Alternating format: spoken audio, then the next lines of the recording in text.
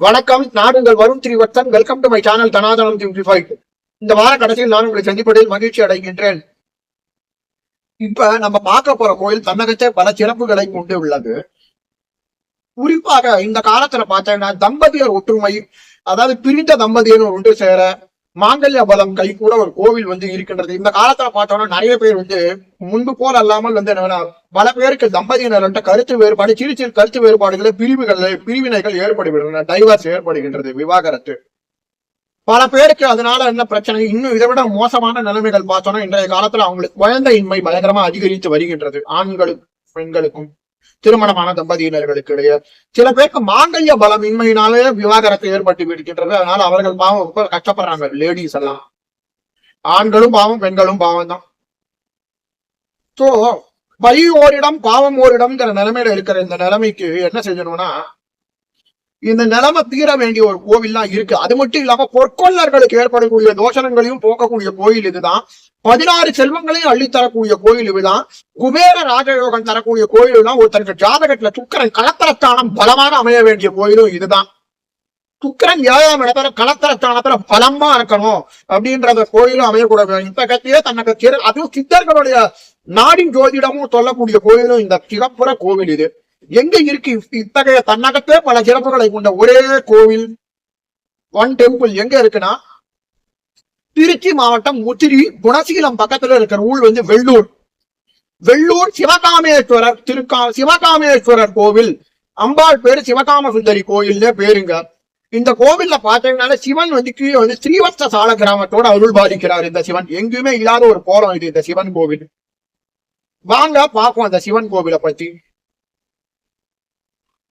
இது திருமகள் சம்பந்தப்பட்ட கோவிலும் கூட. ஓகே. செகண்ட், இந்த கோயிலுக்கு வில்வாரண்ய கஷேத்திரம்ங்கிற பேரும் கூட.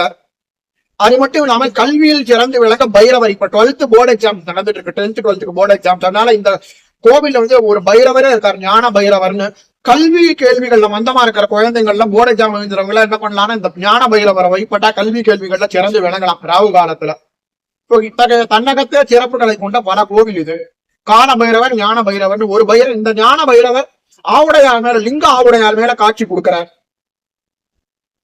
அது மட்டும் இல்லாமல் இந்த கோவில்ல மகாலட்சுமி வில்வ மரத்துக்கு அதுவும் குபேர திசை காட்சி அளிக்கின்றாள். குபேரன் செல்வத்துக்கு அதிபதியான கோவில் இதுதான். சுக்கிரன் அதிபதியான கோவில் இதுதான். செல்வத்துக்கு களத்திரக்காரனான ஆன கோவில் இதுதான். எவ்வளவு சிறப்புகள், ஒன்றா ரெண்டா? முச்சுகுட்ட சக்கரவர்த்திக்கு வலஞ்செனும் அரக்கனை அழிக்கக்கூடிய வாழை காலபைரவரா சிவன் கொடுத்த கோயில் இதுதான். அது மட்டும் இல்லாம மன்மதனை சிவன் எரித்து கொன்ற விஷயம் எல்லாருக்குமே தெரியும். பானம் கொடுக்கும் போது அந்த இடத்துல மன்மதனுக்கு ஒரு கலையை கற்றுக் கொடுத்து உலகத்துல இனப்பெருக்கத்தையும் தாம்பத்தியத்தையும் திருப்பி உலகத்துக்கு பெறந்தரக்கூடிய சிவன் வைத்தியநாதரா மன்மதனுக்கு ஒரு கலையை கற்றுக் கொடுத்த கோயிலும் இதுதான். இப்படி தன்னகத்தே பண்ண பல கோவில் தான் வெள்ளூர் முத்திரி வெள்ளூர் சிவ திருக்காமேஸ்வரர் திருக்கோயில் அப்படின்னு பேரு. ரைட். இப்ப வரலாறுல பார்ப்போம் கோவிலை பத்தி பார்ப்போம். அப்புறம் கோவில் வரலாற பார்க்கலாம். கோவில் சிறப்புகள் முதலில் சொல்லப்பட்டன. ரைட்டு. தலவரலாற பார்ப்போம். இப்ப அதாவது எல்லாருக்குமே தெரியும், தட்ச யாகம்னு ஒண்ணு நடந்தது. தட்ச யாகம், தாட்சியாயினிங்கிறவள் வேற யாருன்னா தட்ச பிரஜாபியோட பொண்ணு. இவரை சிவனார் மனம் முடித்தார். ஆனா ஏதோ ஒரு காரணத்தோட தன் மீடல் கொண்ட பொறாமை புற்றீச்சல்னால என்ன பண்ணானா, தட்சன் சிவனை அவமதிக்க வேண்டும் என்று கூறிவிட்டான். அவர் ஒரு பிரயாகையில் மிகப்பெரிய ஒரு யாகம் ஒன்றை நடத்தினான், பிரம்மாண்ட யாகம் ஒன்று. அதுக்கு பேர் தட்ச வேள்வி என்ற பெயர். தக்கயாக பரணி போன்ற நூல்கள் அதனை குறிப்பிடுகின்றன. அதில் வீரபத்ரனுடைய அவதாரமும் குறிப்பிடப்பட்டிருக்கின்றன. இப்ப என்ன விசேஷம்னா, இந்த இடத்துல என்னன்னா பார்வதி இந்த மாதிரி தட்சனுடைய யாக வேள்விக்கு செல்ல வேண்டும் என்று சிவனாரிடம் அடம் பிடிக்க, சிவனார் வேண்டாம், போனால் அவமானம் தான் மிஞ்சும் என்று நல்ல அறிவுரை கூற பார்வதியை கேளாமல் செல்கிறாள். ஆனால் அங்க போய் நடந்தது என்னவென்றால், சிவனார் கூறியபடியே சிவனாரை தட்சன் அவமதிக்க அதனை கேட்டு தாட்சாயினி மனம் தட்சனை சிவனுடைய புத்திரனால சிவன் உனக்கு ஐவு காலம் நிச்சயம், நீ ஆணவத்தில் ஆடியவனால் உனக்கு ஐவே நிச்சயம் என்று சவித்து விட்டு சிவனாரிடமே விடுகிறாள் என்பது எல்லாருக்கும் தெரிந்த கதை. அதனால் வீரபத்ரர் தோன்றி தட்சன் கதையை முடித்தார் என்றே தெரியும். தட்சன் ஆட்டு தலையுடன் உயிர் தெளிந்தான். இந்த கதை அனைவருக்கும் தெரியும். ஆனால் சிவனார் என்ன செய்தார் என்றால் சென்ற பாவத்தினால் என்ன என்றால் தன்னுடைய பார்வதி எவ்வாறு தன்னுடைய பேச்சை கேளாத அவமதித்ததால் சிவனார் பார்வதியை சுட்டு எரித்தார் தன்னுடைய வெற்றி கண்ணால். இதனால் பார்வதி மறுபிறவியில் என்ன செய்தார் என்றால் பர்வதராஜனுடைய மகளாய் பிறந்து விட்டாள். ஆனால் அதே சமயம் சிவன் நிஷ்டையிற்கு சென்று விட்டார். தவத்தில் கைலாயங்கிரியில் தவத்தில் இருந்தார் நீண்ட காலமாக சிவன். அதே நேரம் பூமியில் சூரபத்மனுடைய தம்பியான தாரகாசுரனுடைய அட்டகாசம் அதிகரித்தது. அப்பொழுது முருகப்பெருமானவர் பிரம்மா கொடுத்த வரத்தின்படி இப்பொழுது தாரகாசுரன் ஐய வேண்டும் என்றால் என்ன செய்ய வேண்டும் என்றால் அதற்கு சிவனுக்கும் பார்வதிக்கும் ஒரு மகன் பிறந்தாதால் தாரகாசுரன் அட்டகாசம் ஒழியும், அவனும் அழிவான். அப்ப இதற்கு என்ன வேண்டும் என்றால் தேவர்களுக்கு எல்லாம் பிரச்சனை ஏற்படவே என்ன பண்ணாருங்கன்னா நேர போயிட்டு சிவனை பார்வதி பிரம்மாவிடம் சென்று முறையிட்டார்கள். பிரம்மா சொன்னார் இந்த மாதிரி பார்வதியை சிவன் மணந்து அவர்களோ பிறக்கக்கூடிய குழந்தைதான் இந்த தாரகாசுரனை சங்காரம் செய்து அவரோட கொட்டத்தை அடக்க முடியும் அப்படின்னு சொல்லினார். இதற்கு தேவர்கள் என்ன செய்தார் என்றால் ஆலோசித்து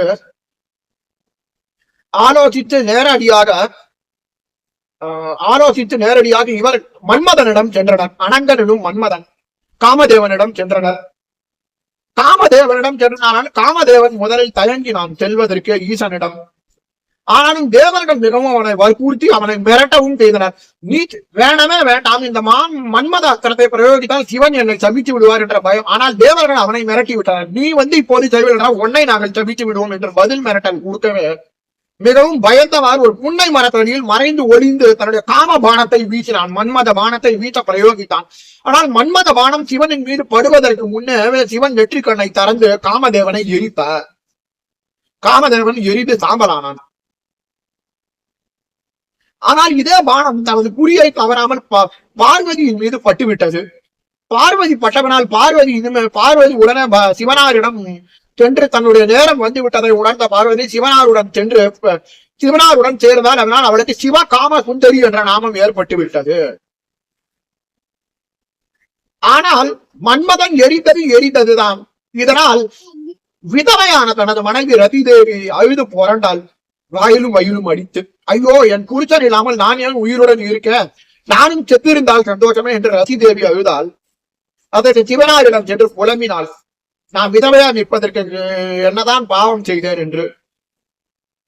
சிவனார் சொன்னார், கவலைப்படாத, நான் மன்மதனை நான் பங்குனி உத்திரம் என்ற ஒரு நாளில் உன்னுடைய கண்ணுக்கு தெரியும்படி நான் உயிர்ப்பிக்கின்றேன், கவலை கொள்ளாதே என்றார். அதனை போன்ற மன்மதனை அனங்கன் என்ற பெயருடன் உயிர்ப்பித்த. அனங்கன் உருவமற்றவன் என்று அர்த்தம். தமிழ் அனங்கன் உருவமற்றவன். மன்மதனுக்கு இன்னொரு திருநாமம் அனங்கன். இந்த அனங்கனை உயிர்ப்பித்தார். ஆனால் மன்மதன் இல்லாமல் என்ன பெரிய பிரச்சனை ஏற்பட்டது என்றால் இந்த உலகில் யாருக்குமே காதல் ஏற்படவில்லை. அனைவரும் சிங்கிளாக இருந்தனர். பூமியில் மேரேஜ் இன்ட்ரெஸ்ட் இல்லாமல் போய்விட்டது. உலகில் சிங்கிள்னஸ் பெருவியது. உலகில் அனைவரும் சிங்கிளாக இருந்தனர். இவனால் ஒரு சந்ததி விருத்தி பாதிக்கப்பட்டது உலகில்.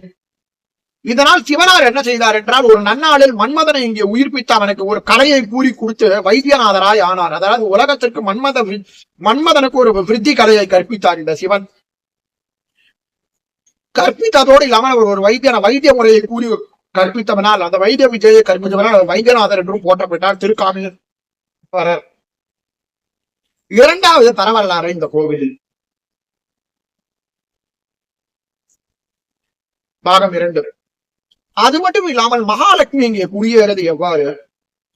பார்க்கடலை அமுதம் கடைந்த போது சிவன் பார்க்கடலை அமுதம் கடைந்து கொண்டிருந்தனர் தேவர்கள். தூர்வாச மகரிஷியின் சாபத்தினால் தன்னுடைய திரை நரை நீங்கி அமிர்தம் பெறுவதற்காக, சாகாவரம் பெறும் அமிர்தத்தை பெறுவதற்காக, அமிர்த சாரத்தை பெரும் நேரத்தில் அசுரர்கள் எல்லாம் அசுரர்கள் அமிர்தம் வந்தது. கடலில் இருந்து பல விசேஷ வஸ்துக்கள் வந்த பிறகு அமிர்தம் வந்தது. அரிய பொக்கிஷங்கள் வந்த பிறகு அமிர்தம் வந்தது. இந்த உலகில் அமிர்தம் வந்த பிறகு என்றால் அசுரர்கள் எதிரையும் பலாத்காரமாக பிடித்துக் கொண்டனர் தேவர்களிடம் இருந்து. ஆனால் அசுரர்களுக்கு ஒரு சொட்டு கிடைக்காமல் அவர்கள் உப்பு காற்றை வீசும்படி செய்து பெருமாள் மோகினியாக அவதாரம் எடுத்து அசுரர்களை மயக்கி தேவர்களுக்கு அமிர்தத்தை வாங்கி கொடுத்தார் என்பது தெரிந்த கொண்ட கதை தான் மோகினி அவதாரம். இந்த மோகினி அவதாரத்தினுடைய விளைவாக தான் ஐயப்பன் பிறந்தார் இந்த உலகில்.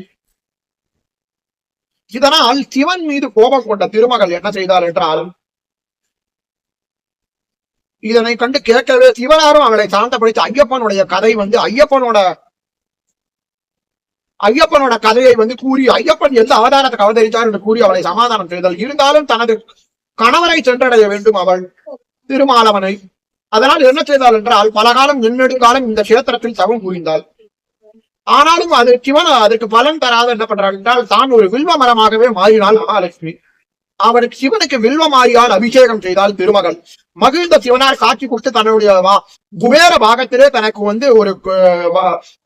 ஒரு சன்னதியும் ஏற்படுத்தும்படி கொடுத்து அவளுக்கு மகுட கிரீடத்தையும் சமர்ப்பித்து ஸ்ரீவத்ச முத்திரையும் கொடுத்தார் என்று சொல்லப்படுகிறது. இன்னும் பார்த்த சிவனுடைய லிங்கத்தின் மீது ஸ்ரீவத்ச சால கிராமம் ஒன்று இருக்கிறது இந்த கோயில்.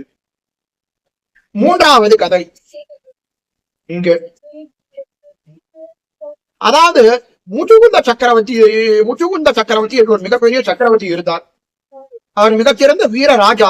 இவருக்கு வலன் எனும் அரக்கனை வெல்வதற்கு இந்த கோயில் உள்ள கால பைரவர் என்பவர் அவருக்கு வாளை கொடுத்து அருளினார் என்று சொல்லப்படுகிறது. வலன் எனும் அரக்கனை அழித்து அருள்வதற்கு. ஆகையினால் இந்த கோயில கால பைரவரும் சிறப்பு பிரசித்தி பெற்றவராக உள்ளார். அது மட்டும் இல்லாமல் இந்த கோவிலில் சித்தரான போகர் வைப்பட்டுள்ளார். போகர் இங்கே வைப்பட்ட பிறகு இந்த கோயிலில் சிவகாம சக்கரத்தினை ஒன்றை ஸ்ரீ சிவகாம சக்கரம் எனும் இதை பிரதிஷ்டை செய்தார் இந்த கோவிலில். அதற்கு பிறகு இந்த இடத்தில் ஒரு சுரங்கத்துக்கடியில் தான் போகருக்கு தனி சன்னதி அமைந்துள்ளது. அது மட்டும் இல்லாமல் இந்த கோவிலில் இதற்கு பிறகுதான் போகர் இங்கே இறைவனை வழிபடுற பிறகுதான் பழனியில் நவபாஷாணத்தால் பழனி ஆண்டவரை பிரதிஷ்டை செய்தார் என்று தரவரலாறு சொல்லுகிறது. அது மட்டும் இல்லாமல் பல சித்தர்கள் அகத்திய நாடி போன்ற நாடி இந்த கோயிலை சிறப்பிக்கின்றனர். போகர் நாடி, அகத்திய நாடி, சிவவாக்கியர் நாடி போன்ற சிவ சித்தர்களுடைய நாடிகள் இந்த கோயிலை சிறப்பாக வைப்படுகின்றன. இன்னும் சித்தர்கள் இந்த கோயிலில் வைப்பட்டுக் கொண்டிருக்கின்றனர் அரூபமாக. இன்னும் சித்தர்கள் சுரங்கத்தில் அரூபமாக வசிப்பதாக இந்த கோயிலுள்ள ஒரு ஐதீகம் உள்ளது. நம் பௌர்ணமி போன்ற நாட்களில் அவர்கள் வைப்படுகிறார்கள் ஈசனை இந்த ஈசனுக்கு குறிப்பாக இந்த கோவிலில் மகாலட்சுமி வாமபாகத்தில் குபேர கோத்த அது மட்டும் இல்லாமல் துக்கன் இந்த இடத்தில்தான் இறைவனை வைப்பட்டு செல்வத்து களத்திர தானாதிபதி ஆனார் என்று சொல்லப்படுகிறது. அது மட்டும் இல்லாமல் குபேரன் இந்த கோயிலில் வைப்பட்டுதான் குபேர ஸ்தானத்தை அடைந்தார். தான் செல்வத்துக்கு அதிபதியாகும் பாக்கியத்தினை பெற்றார். அது மட்டும் இல்லாமல் இந்த கோயில ராவணனுக்கு இறைவன் ஈஸ்வர பட்டத்தை அருளியதும் இந்த ஊர் கோவிலில் தான், ராவணேஸ்வரன் என்ற பெயரை. ஆகையினால் பல சிறப்புகளை கொண்டது இந்த கோவில் வெள்ளூர் சிவகாமேஸ்வரர் திருக்கோவில். ஆகையினால இந்த கோவில்ல குறிப்பாக தாம்பதியினருடைய ஒற்றுமை, விவாகரத்து தடைகள் நீங்கி தம்பதி ஒற்றுமை அதிகரித்து மாங்கல்ய பலம், குழந்தை பாக்கியம் கூடவும், அது மட்டும் இல்லாமல் நல்லபடியாக திருமணம் நடக்கவும் மற்றும் பொற்கொள்ளர்கள் நகை செய்யும் போது சில தோஷங்கள் ஏற்படலாம், அக்னியில் அதை புடமிட்டு அந்த தோஷங்கள் நீங்கவும், செல்வம் பெருகவும், 16 வகை செல்வம் பெருகவும் இந்த கோயில் மிக சிறப்பாக அமைந்திருக்கிறது. இந்த கோயிலுக்குள்ளே செல்வம் பாருங்கள். இந்த கோயிலுக்கு கிழக்கு வாயில், தெற்கு வாயில் என்ற 2 வித வாசல்கள் அமைந்துள்ளது. அது மட்டும் இல்லாமல் இந்த கோயில் கிழக்கு வாசலாக நுழைவாயில் அமைந்துள்ளது. இந்த நுழைவாயிலுக்குள் சென்றால் 2 பைரவர்கள் உள்ளார்கள். முதலில் ஞான பைரவராகவும் இரண்டாமவர் கால பைரவராகவும் உள்ளார்கள். ஞான பைரவர் என்பவர் எவ்வாறு அமைந்துள்ளார் என்றால் ஆவுடை லிங்கவத்துடைய கீழ்பணமாக ஆவுடையார் பீடத்தின் மீது அமைந்துள்ளார். ஏனென்றால் மன்மதன் தன்னுடைய பானத்தை பிரயோகிக்கும் முன்பதற்கு ஏற்பட வேண்டிய ஞானத்துக்கு ஏற்ப தன்னுடைய பானத்தினால் புஷ்பங்களை கொண்டு இந்த ஞான பைரவரை அர்ச்சித்து வைப்பட்டார். இதனால் என்ன நிகழ்ந்தது என்றால் பைரவர் இவருக்கு ஞானத்தை அருளினார். ஆகையினால் கல்வியில் மந்தமாக சிறந்து விளங்கும் குழந்தைகள் இந்த பைரவருக்கு தேய்பிறை அர்ச்சனை என்று மனோரஞ்சித மாலை, செவ்வரளிப்பூ மாலை சாற்றி வைப்பட்டு, நீலோன்பல மாலை, செவ்வரளிப்பூ மாலை சாற்றி வைப்பட்டால் மற்றும் திராட்சை சாறு வைத்து வைப்பட்டால் கல்வி கேள்விகளில் சிறந்து விளங்கலாம். ராகுகால வேலைகளில் தேய்பிறை அன்று வைப்பட்டால் இந்த பைரவரை இப்ப 10 to 12 எழுதுறவங்க இந்த பைரவர் வைப்பட்டா சிறந்து விளங்கலாம். அது பக்கத்துல கால பைரவர் அருள்கிறார். அது மட்டும் இல்லாமல் இந்த கோயில சிவகாமேஸ்வரர் உள்ளார். இவ்வளவு சித்தர்கள் வைப்பட்ட அந்த சிவகாமேஸ்வரர் ஆடவர்கள் மேலாடை இல்லாமல் தான் சென்று வைப்படுகிறார்கள். அந்த சிவகாமேஸ்வரோட பார்வை விழுவதனால் இவர்களுக்கு அரிய நற்பலன்கள் கிட்டுகின்றன. இந்த சிவகாமேஸ்வரருக்கு மனோரஞ்சிதம், செண்பகம், தாமரை, வில்வம் போன்ற இதனால் அர்ச்சனை செய்வதனால் தாம்பதிய ஒற்றுமை கூடும். அது மட்டும் இல்லாமல் இந்த கோவிலில் பிராகாரத்தில் கோஷ்டத்தில் தக்ஷணாமூர்த்தி, பிரம்மா, ருத்ரன் போன்றது, பிரம்மா, விஷ்ணு, துர்க்கை போன்ற தேவதைகள் எல்லாம் உள்ளனர். அது மட்டும் இல்லாமல் இந்த கோயிலில் இன்னொரு இடத்தில் ரித்த போக கணபதி என்ற கணபதி உள்ளார் சிவலிங்கத்துடன். அது மட்டும் இல்லாமல் இந்த கோயில் வேற என்னது, ஈசான்ய பாகத்தில் குறிப்பாக குபேர பாகத்தில் வாமபாகம் என்ற பெயர், வலபாகத்திற்கு வாமபாகம் என்றே பெயர். வாமபாகத்தில் லட்சுமி தேவி குடிக்கொண்டுள்ளார். இந்த கோயிலில் தலவிருட்சம் வில்வமாக உள்ளது. இந்த கோவிலுடைய தலபிற்றம் வில்வமாக உள்ளதனால் இந்த இடத்தில் அதுக்கு பக்கத்திலே இந்த வாமபாகத்தில் லட்சுமி தேவி கொண்டுள்ளார். அவள் 2 கரங்களில் தாமரமலை ஏந்தி வரத அபயமுத்திரத்துடன் ஸ்ரீவத்த மகுடத்துடன் சேவை சாதிக்கின்றாள், ராஜ மகுடத்துடன். இந்த லட்சுமி தேவியிற்கு 16 வகையில் 16 கோடி அபிஷேகம், 16 திரவியங்களிலான அபிஷேகம், 16 முறை வரம், 16 செந்தாமரை காற்றி அர்ச்சனை செய்தால் செல்வ வளம் பெருகும். திருமகளுடனால் சுக்கிர ஹோரையினால் செல்வம் இது கிட்டும். என்னதான் மிகப்பெரிய செல்வந்தராய் இருந்தாலும் கோடீஸ்வரனாய் இருந்தாலும் அவர்களுக்கு மகிழ்ச்சி இருக்காது, பல தம்பதி ஒற்றுமை இருக்காது, பல பிரச்சனைகள், பொருளாதார தடை இருக்கலாம். இதையெல்லாம் நீங்குவதற்கு ஒரு வெள்ளிக்கிழமை அன்று வெள்ளிக்கிழமை என்கிற சுக்கிரவாரம் சுக்கிரஹோரையில் இந்த கோவிலில் குடிக்கொண்டிருக்கும் மகாலட்சுமி இருக்கு, வாமபாகத்தில் குடிக்கொண்டிருக்கும் மகாலட்சுமி இருக்கு, 16 செந்தாமரைகள், 16 திரவிய அபிஷேகங்கள். அதாவது இந்த கோவில் அபிஷேகம் ஆரம்பிக்கிறதுக்கு முன்னாடி என்ன செய்வாங்கன்னா, மகாலட்சுமியை இந்த மாதிரி வந்து இந்த வில்வ மரத்தை 16 வில்வ மரத்துக்கு பூஜை செய்த பிறகுதான் மகாலட்சுமிக்கு பூஜை ஆரம்பிப்பாங்க.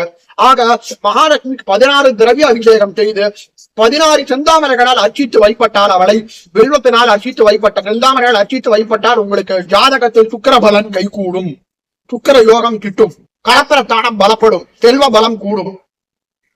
சிவகாம சுந்தரி அம்மனியை வைப்பட்டால் பெண்களுக்கு மாங்கல்ய பலம் கைகூடும்.